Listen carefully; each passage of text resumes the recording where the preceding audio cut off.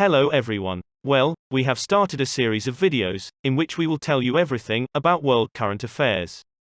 Today, in this video, we will make you learn about the background of Myanmar conflict and the ongoing escalations.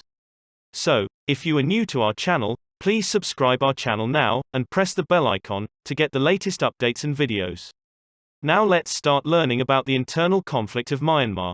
The internal conflict in Myanmar is a series of insurgencies in Myanmar that began shortly after the country, then known as Burma, gained independence from the United Kingdom in 1948. The conflict has largely been ethnic-based, with several ethnic armed groups fighting Myanmar's armed forces, the Tatmadaw, for self-determination. Despite numerous ceasefires and the creation of autonomous self-administered zones in 2008, many groups continue to call for independence, increased autonomy, or the federalization of the country. The conflict is also the world's longest ongoing civil war, having spanned more than 7 decades.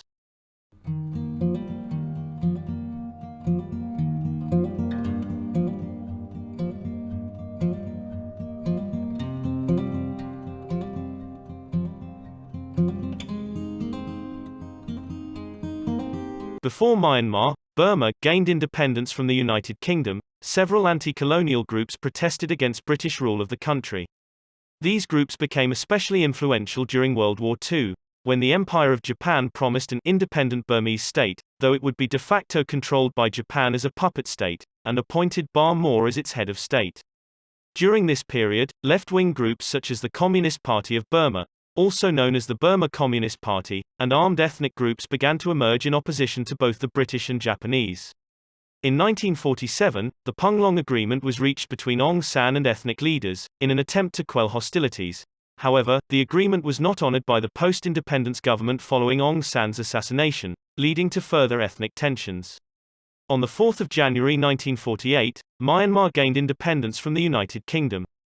The communists and ethnic minorities in the country were dissatisfied with the newly formed government, believing that they were being unfairly excluded from governing the country.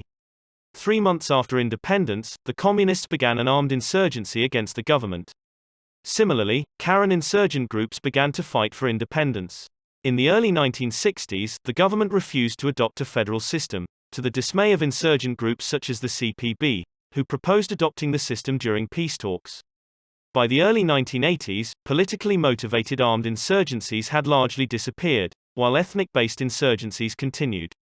Several insurgent groups have negotiated ceasefires and peace agreements with successive governments, which until political reforms between 2011 and 2015 had largely fallen apart.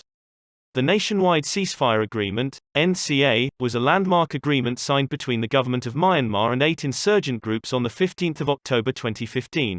2 other insurgent groups later joined on 13 February 2018. The conflict is generally divided into 3 parts. The insurgencies during the post-independence period under parliamentary rule, 1948 to 1962. The insurgencies during the post-1962 coup socialist government under the rule of General Ne Win and his Burma Socialist Program Party, 1962 to 1988.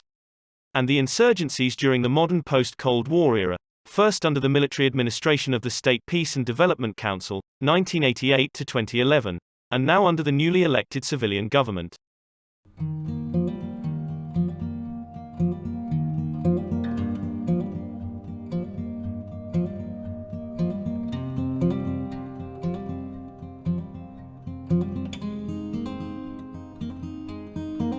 In 2006, the Tatmadaw conducted a large military offensive against the Karen National Union, KNU, in Kayin State, which resulted in the displacement of hundreds of thousands of civilians. According to one estimate, approximately 500,000 people were displaced due to fighting between government forces and the KNU, and the forcible relocation of villages by the government. In 2011, Tatmadaw launched a military offensive named Operation Perseverance against insurgents in Shan State in 2011.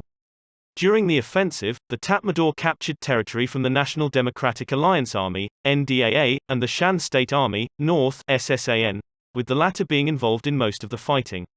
While this operation was officially a response to the group's rejections of the junta's One Nation, One Army policy, researchers have linked it to the military's interests in the jade trade. Government forces attacked the Kachin Independence Army's headquarters near the city of Liza on 19 November 2014, killing at least 22 Kia insurgents, according to the government. Between February and May 2015, government forces launched a series of military operations in Kakang, in northern Shan state, after the Myanmar National Democratic Alliance Army, MNDAA, attempted to retake territory it had lost in 2009. Insurgents of the Arakan Rohingya Salvation Army, ARSA, attacked Burmese border posts along the Bangladesh-Myanmar border on 9 October 2016, killing 9 border officers. Armed clashes continued, and on the 11th of October 2016, 4 Tatmadaw soldiers were killed by insurgents with recently looted weapons. On the 25th of August 2017, ARSA launched a second large-scale attack against 24 police posts and the 552nd Light Infantry Battalion Army base in northern Rakhine State. A total of 71 people were reportedly killed in the armed clashes. Prior to independence, Aung San, considered a founding father of Myanmar, had convinced local Shan leaders to join him in his pursuit for independence, and with them, negotiated the Punglong Agreement in 1947. The agreement guaranteed the right to self-determination, political representation in the post-independence government and economic equality amongst the various ethnic groups. It also gave the Chin, Kachin and Shan people the option to separate from Myanmar after a decade if their state's leaders were unhappy with the central government. However, after Aung San's assassination, this was not honored by the government, and has been one of the causes of insurgencies in those states. While some groups continue to fight for full independence and for the right for self-determination of their people, groups such as the Chin National Front, CNF, and the Karen National Union, KNU, have since fought instead for regional autonomy and a federal system of government in Myanmar. During the 88-88 uprising, Aung San Suu Kyi emerged as a national symbol for democracy, after leading the country's largest opposition party, the National League for Democracy, NLD. The military junta arranged a general election in 1990 and the NLD won a majority of the vote. However, the military junta refused to recognize the results and instead placed Aung San Suu Kyi under house arrest for 15 years. In 2007, hundreds of thousands of monks protested against the military junta's rule, and called for free elections, minority rights and the release of political prisoners in an event now known as the Saffron Revolution. The protest originally began in response to the government's removal of price subsidies for compressed natural gas. The government introduced a new constitution in 2011 and instigated a period of political reforms, with thousands of political prisoners being released, including Aung San Suu Kyi. In November 2014, the NLD attempted to make amendments to the constitution, in response to a clause that made Aung San Suu Kyi ineligible to become president of Myanmar if her party won an election. These amendments, however, were rejected. Since the end of political reforms in 2015, the government has hosted a number of peace conferences in hopes of ending the conflict. However, these efforts have been criticized for not addressing the main proposals made by ceasefire groups, and for failing to reduce tensions between the government and the country's largest insurgent groups.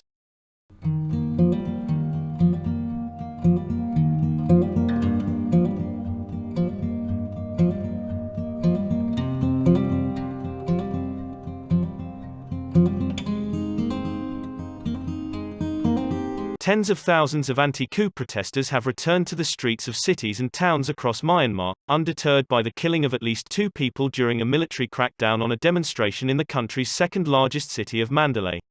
In Yangon, Myanmar's largest city, several thousand young people gathered at 2 sites to chant slogans, while thousands massed peacefully in Mandalay. Myanmar's military, known as the Tatmadaw, seized power on February 1 after alleging fraud in an election that returned Aung San Suu Kyi's National League for Democracy, NLD, to power last November.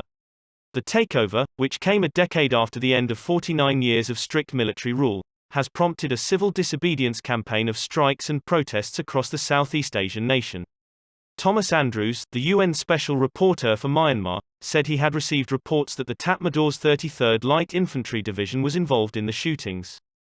That unit was responsible for the campaign of mass killings, rape, and arson that forced 730,000 members of the Rohingya ethnic minority into Bangladesh in 2017.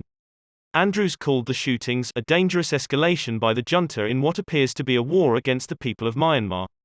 Following the shootings, Guterres, the UN chief, repeated his call for a return to civilian rule and urged all parties in Myanmar to respect the results of the November election. The US, the UK, France and Singapore have all expressed concern, with British Foreign Secretary Dominic Raab threatening further action and the Singaporean Foreign Ministry calling the shootings inexcusable.